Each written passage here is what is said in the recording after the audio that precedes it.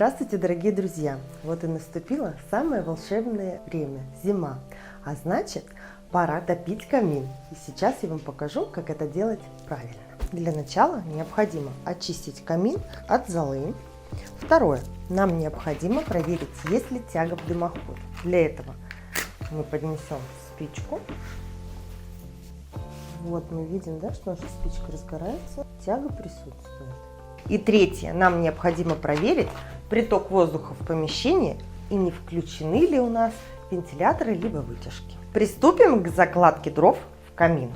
При первой закладке мы берем щепу под размер нашей топки и выкладываем домиком. Сверху нашего колодца мы положим такое бревнышко, которое называется чанка.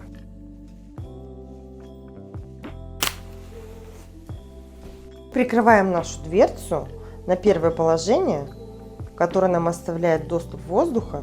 После того, как у нас разгорелась щепа, хорошо прихватилась наша чанка, мы закрываем дверцу во второе положение, где ручка у нас становится параллельно камину. Здесь уже нет никакого зазора, все плотно.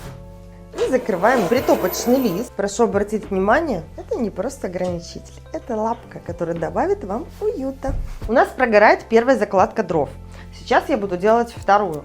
Для этого буду использовать вот такой руф-брикет березовый. Выдвину немного притопочный лист и использую брикет. Вы видели, с какой легкостью я растопила камин. Теперь могу получать удовольствие от огня, тепла и вкусной чашечки кофе. А команда Шифель желает вам приятного отдыха.